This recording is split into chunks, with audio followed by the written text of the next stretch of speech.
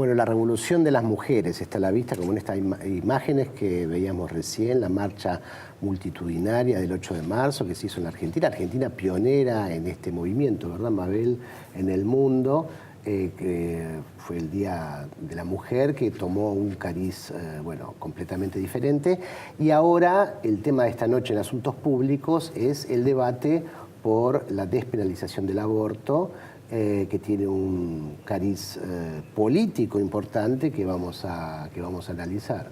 Sí, porque además, bueno, es una de las demandas fundamentales e históricas del movimiento de mujeres en la Argentina, que, bueno, junto con las campañas del Ni Una Menos por la violencia doméstica, fueron tomando un crecimiento exponencial muy importante en la Argentina, la idea de los feminismos populares.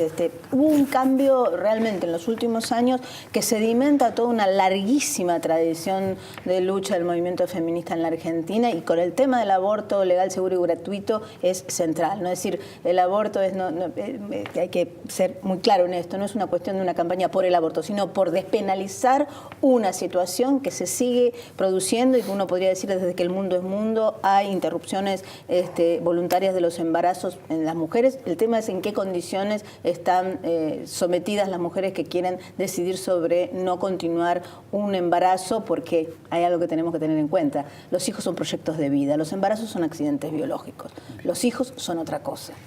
María Elisa Gutiérrez es socióloga, docente e investigadora de la Facultad de Ciencias Sociales y una experta en estas cuestiones. Estuvo en los orígenes de la campaña nacional por el derecho al aborto legal, seguro y gratuito, y hoy está con nosotros para hablar de los distintos matices que tiene este debate. Y la primera pregunta es, yo te diría, es casi política, porque ¿por qué con este gobierno, ¿no? Uno hubiera esperado, ¿no?, un gobierno anterior o antes? Ahora esto es un largo proceso, pero ¿por qué el gobierno de Macri abre el debate sobre la despenalización del aborto?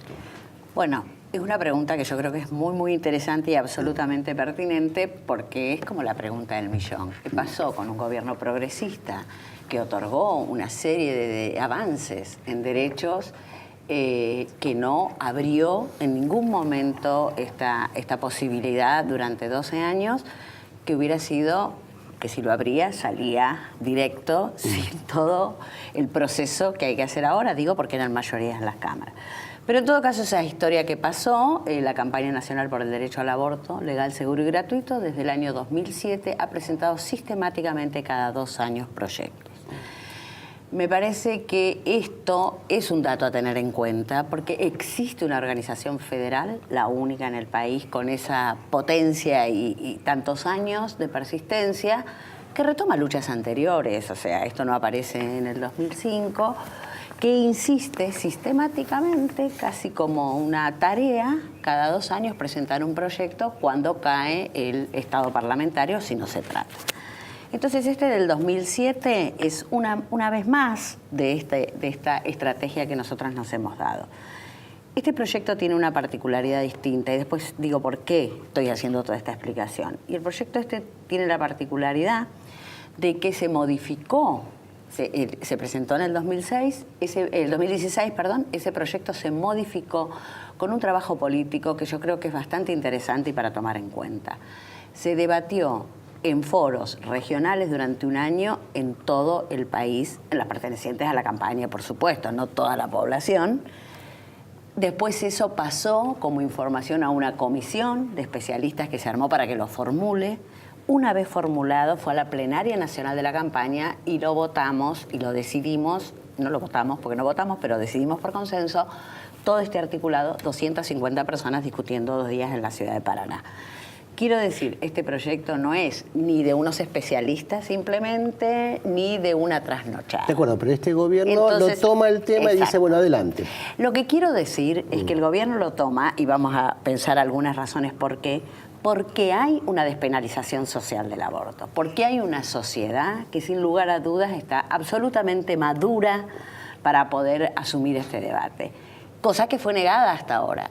Y que me parece que el pañuelazo que hicimos el día 19 de febrero tensionó muchísimo esta situación en la Cámara. Nosotros ahí nos enteramos porque lo de Macri viene después, nos enteramos que va a haber algún diputado que va a presentar un proyecto para el 8 de marzo. Entonces adelantamos nuestra presentación. Empezamos a hablar con las diputadas, adelantamos nuestra presentación.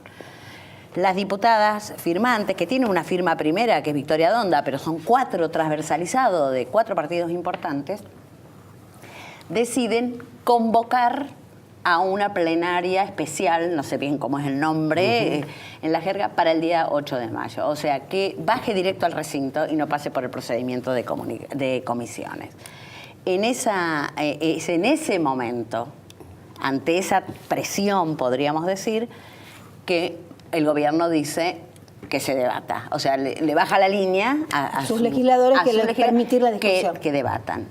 Y entonces ahí es cuando se baja esta plenaria especial pedida para el 8, se presenta el proyecto el 6 y va a seguir el proceso, digamos, de comisiones, audiencias Igual públicas. podría haber ignorado el tema como lo hace con muchos otros, pero no lo hizo. No. Y yo creo que ahí hay una conjunción de cosas. Por eso yo quiero decir primero una cosa. Macri habilita en las cámaras, pero la habilitación es social.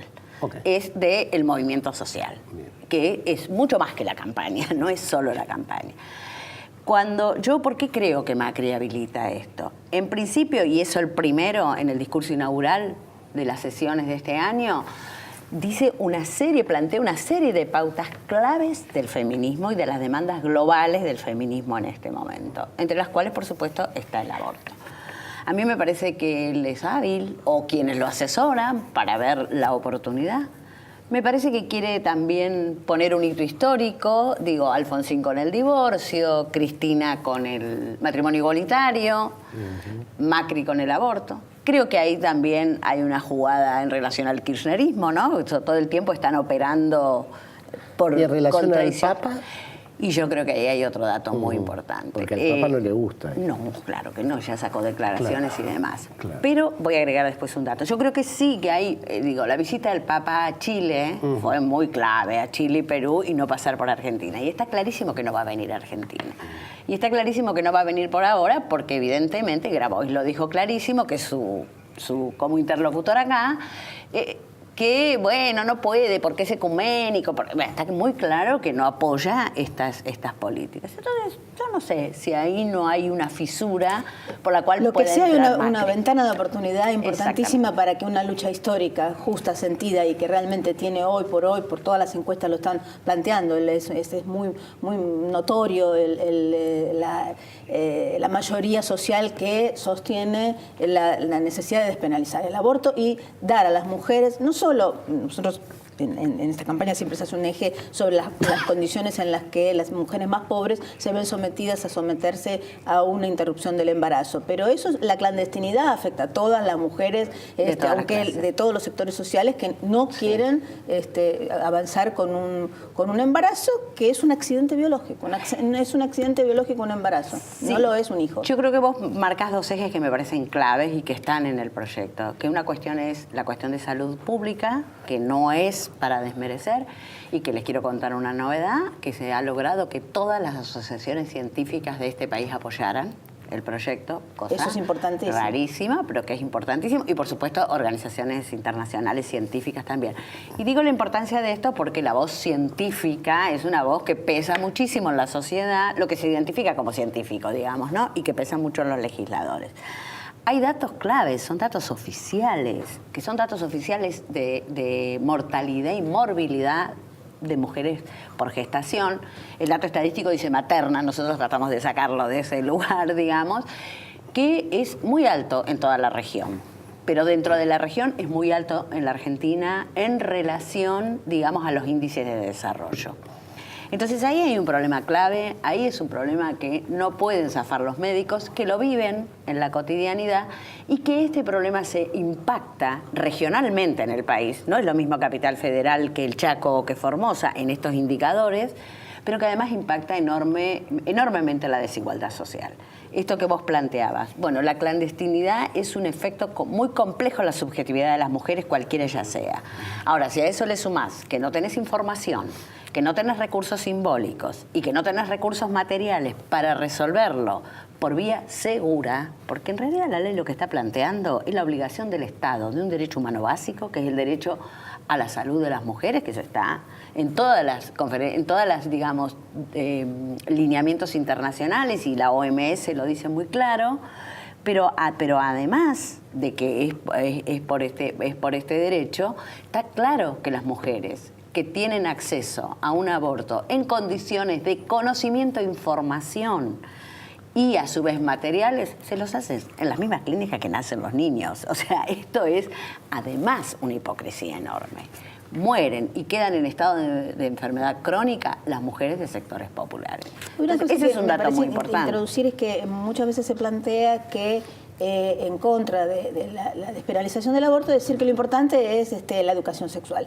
Y lo que me parece que es importante hablar de lo que es un accidente biológico a lo que es un proyecto de vida, porque por más información que exista, por más decisión, mujeres de cualquier edad, con parejas estables o no, casadas o no, con otros hijos o no, pueden en algún momento de su vida tener un accidente biológico que supone un embarazo no deseado, sí, que no sigue con el proyecto de vida de continuar con un proyecto de un hijo. Claro, por eso nosotros asentamos mucho en la autonomía y la libertad de las mujeres de decidir sobre su cuerpo y sus proyectos de vida.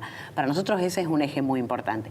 Pero es cierto lo que vos planteás, que hay toda una línea, obviamente, opositora, que centra mucho la cuestión en el origen de la vida. Ese es el problema. Y en una serie no tiene tampoco basamento científico. No lo tiene, y por eso es muy importante que las asociaciones científicas hayan apoyado esto, porque sí queda claro que uno no puede negar que hay vida. Digo, en cualquier célula hay vida, por supuesto, en la unión del óvulo y el espermatozoide hay vida. Vida, como bien decís vos, Mabel, biológica, no significa persona. Persona supone, primero, todo un proceso del desarrollo del embarazo. Segundo, supone una mujer, en primer lugar, una pareja, si la hubiera, la decisión de tener un hijo y nominar a eso biológico que se empieza a desplegar como un hijo, que después, al momento del nacer, se va a transformar, vos sos abogada y lo sabés, en persona en sentido jurídico. Es que si ahí no nace vivo no tiene derechos. Un hijo tiene que nacer vivo para tener derechos. Eso claro, lo dice el esa es la Código discusión. Civil. O sea, ¿por qué? Que ustedes saben que ahora están queriendo sacar una ley de inscribir a los fetos. Es una... Sí. Pero después de la pausa, me gustaría preguntarte cuáles son los tiempos concretos parlamentarios de este proyecto y qué esperanza tiene la campaña de que se cumplan sus objetivos, no sé, en un 100%, en un 80%, en un 50%, lo que sea, pero enseguida volvemos con este tema apasionante.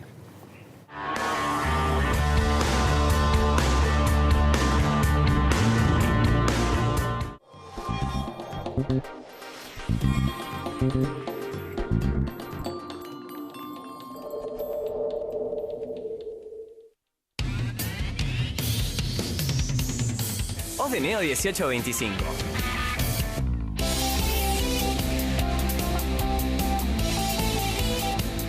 Estamos.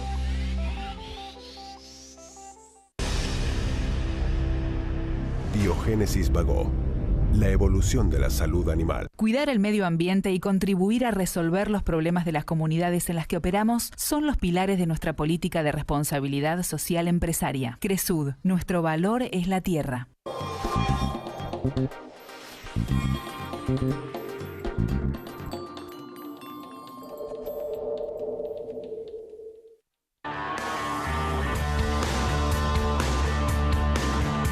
Seguimos en Asuntos Públicos, hoy analizando el debate por la despenalización del aborto que se ha abierto en la Argentina con María Alicia Gutiérrez, que además de investigadora y socióloga, es una activista de esta campaña y conoce los detalles de su proceso. Y la pregunta que había quedado, María Alicia, es, bueno, ¿qué pasa a partir de ahora? ¿Cuáles son los tiempos parlamentarios? ¿Y qué espera la campaña nacional por el derecho al aborto que ocurra o cuáles serían sus aspiraciones? ¿Y qué es lo que ves vos que puede ser factible?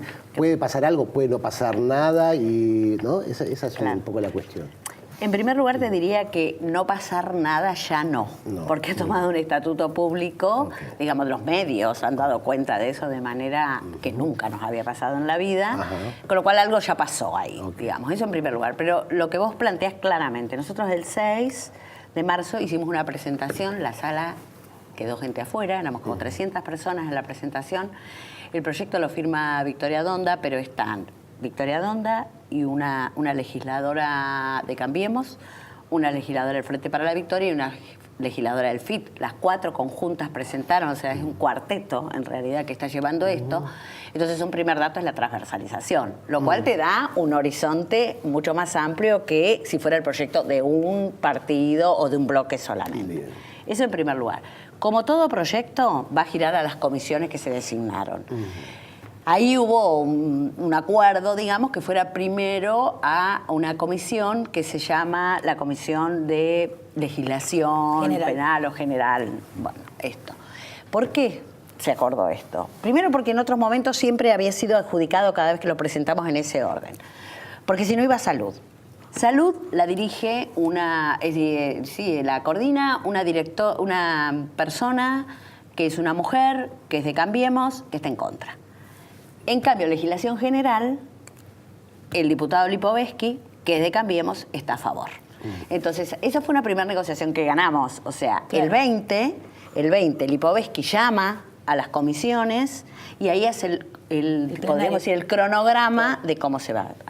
¿Cuál es la idea? Que de ese llamado conjunto de comisiones salga rápidamente el cronograma de audiencias públicas, porque tiene que llevar el proceso de cualquier ley, para después llamar a una plenaria de comisiones y no que haga todo ese proceso comisión por comisión y de ahí ya baje al recinto. La idea es que baje al recinto primeros días de mayo, como muy tarde. Sí, están como muy apurados.